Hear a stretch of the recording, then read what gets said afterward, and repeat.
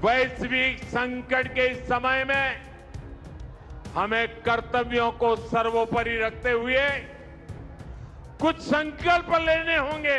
लेकिन इस समय भारत कई विराट चुनौतियों का मुकाबला भी कर रहा है।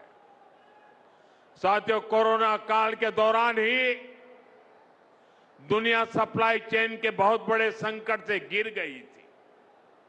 कोविड के बाद यूक्रेन में युद्ध शुरू हो गया। उसने दुनिया की परेशानियां और बढ़ा दी। फूड, फ्यूल, फर्टिलाइजर, इन तीनों चीजों पर गंभीर प्रभाव पड़ा। बीते 5-6 वर्षों में इस संकट से निपटने के लिए हमारी सरकार निरंतर प्रयास कर रही है।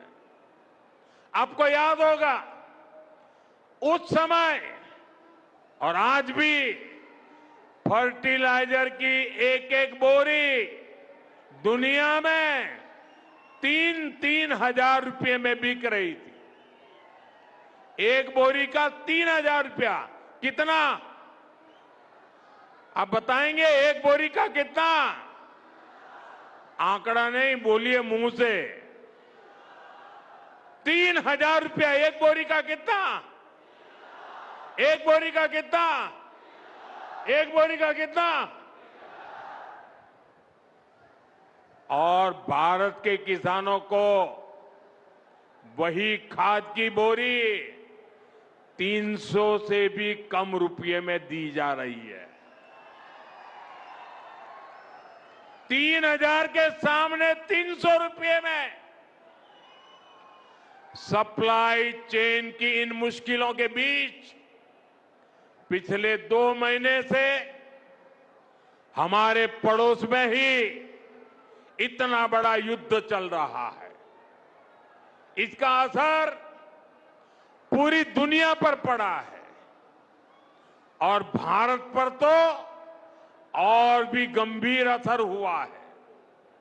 साथियों, भारत के पास बड़े बड़े तेल के कुएं नहीं है। हमें अपनी जरूरत का पेट्रोल, डीजल, गैस, ये सब बहुत बड़ी मात्रा में दुनिया के दूसरे देशों से, बाहर से मंगाना पड़ता है। युद्ध की वजह से पूरी दुनिया में पेट्रोल, डीजल, गैस और फर्टिलाइजर के दाम बहुत अधिक बढ़ चुके हैं, आसमान को भी पार कर गए हैं। अड़ोस पड़ोस में देशों में क्या हाल है वो तो अखबारों में आता है। भारत सरकार इस युद्ध के पिछले 2 महीनों से देशवासियों को इस संकट से बचाने के लिए लगातार प्रयास कर रही है। नागरिकों पर बोझ न पड़े, इसके लिए सरकार सारा बोझ सरकार खुद अपने कंधे पर उठा रही है।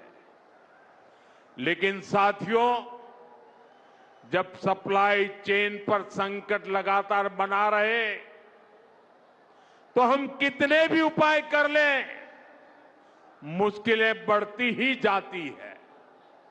इसलिए अब देश को सर्वोपरि रखते हुए, मां भारती को सर्वोपरि रखते हुए हमें एकजुट होकर के लड़ना होगा।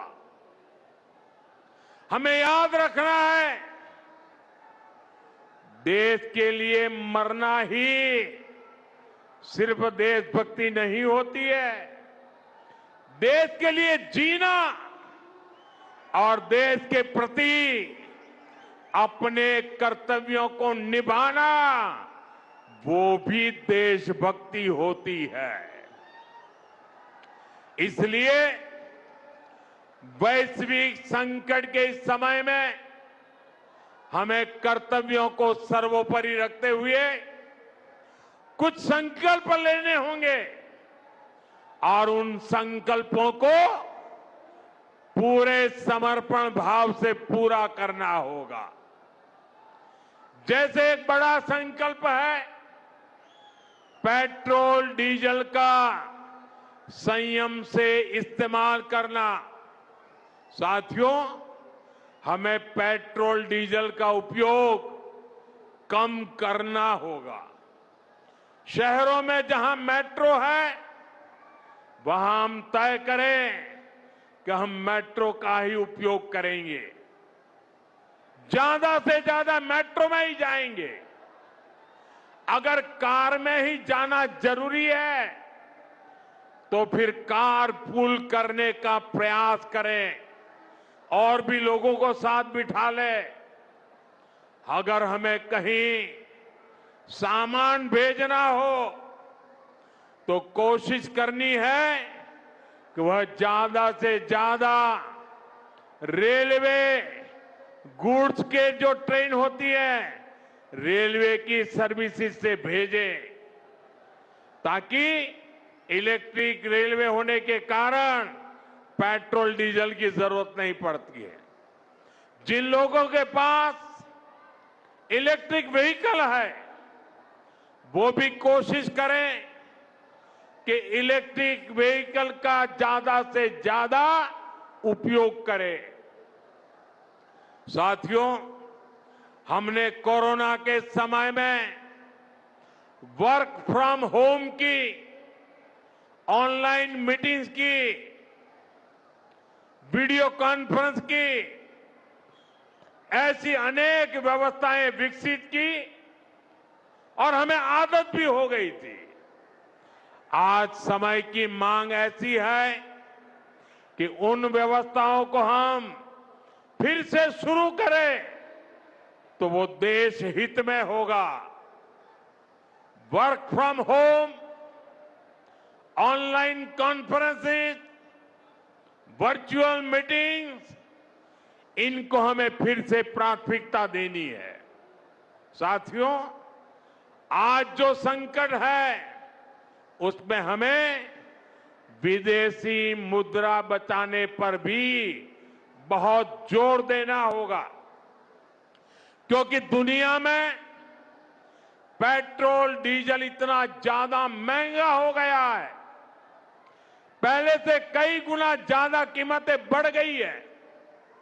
तो हम सबका दायित्व है कि पेट्रोल डीजल की खरीद पर जो विदेशी मुद्रा खर्च होती है, पेट्रोल डीजल बचाकर हमें वो मुद्रा भी बचानी है। इसके लिए हमारे छोटे छोटे प्रयास भी देश की बहुत मदद कर सकते हैं।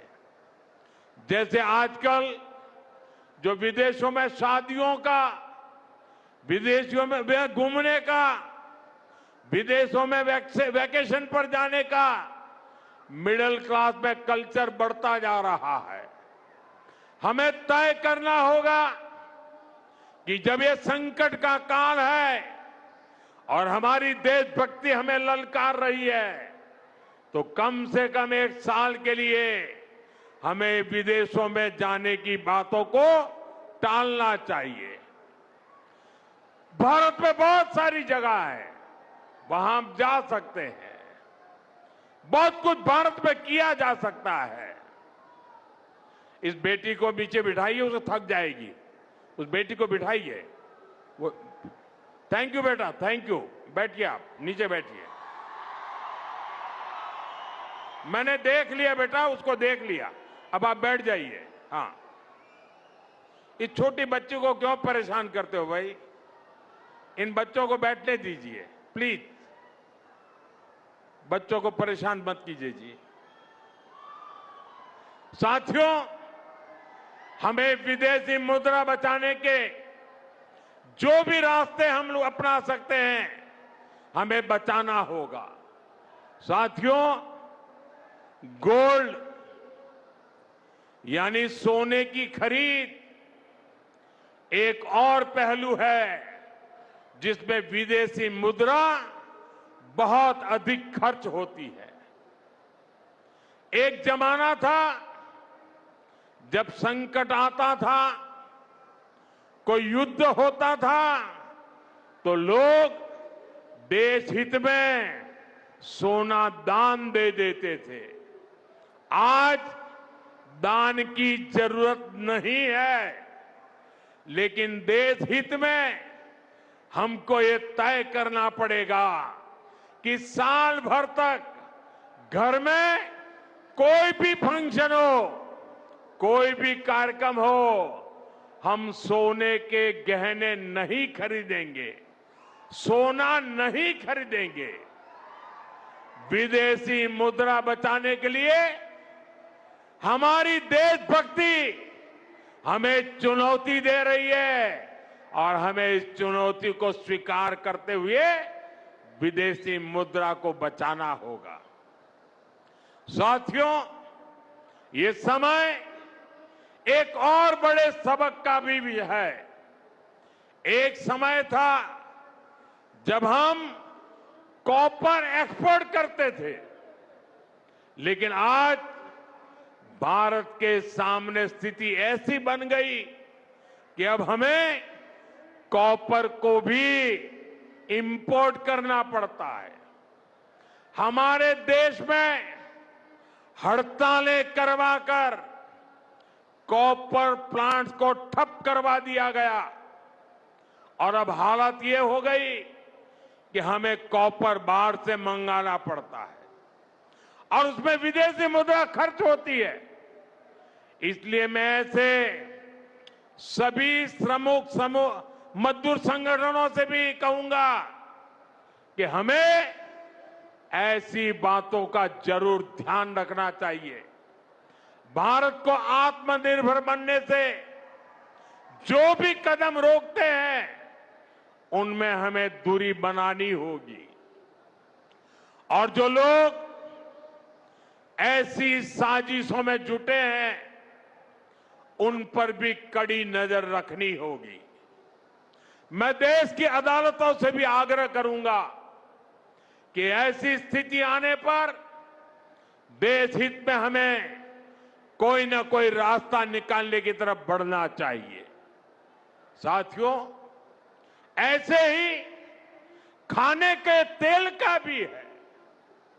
इसके आयात के लिए भी बहुत बड़ी मात्रा में हमें विदेशी मुद्रा खर्च करनी पड़ती है। हर परिवार अगर खाने के तेल में खाने का तेल का जो उपयोग करता है, अगर वो कुछ कमी करे, मैंने बार बार कहा है 10% कम करो। अगर हम तेल खाना कम करें ना, तो भी वो देशभक्ति का बहुत बड़ा काम है।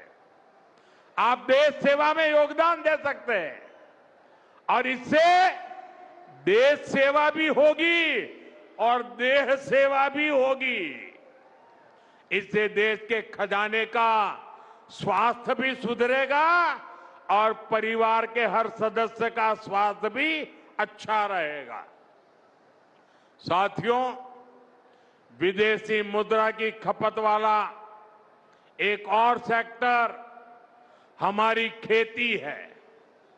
हम बहुत बड़ी मात्रा में बाहर से केमिकल फर्टिलाइजर इंपोर्ट करते हैं।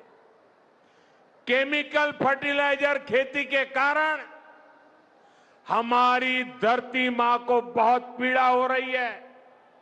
हमारे खेत बर्बाद हो रहे हैं। अगर आज हम अपने खेत को नहीं बचाएंगे तो भविष्य में फसलों पर भी खतरा आ जाएगा। इसलिए बहुत जरूरी है कि हम केमिकल फर्टिलाइजर की खपत 25%, 30%, 40%, 50% उसको घटाए, आधी कर दें और हम उसके साथ साथ नेचुरल फार्मिंग की तरफ बढ़े। हम फर्टिलाइजर का उपयोग कम करके विदेशी मुद्रा भी बचा सकते हैं और साथ साथ अपने खेत को बचा सकते हैं, हमारी ये धरती मां को बचा सकते हैं। और यह हमें करना ही होगा। आज वैश्विक संकटों से जो चुनौतियां आई है, हमें उन चुनौतियों को परास्त करना होगा।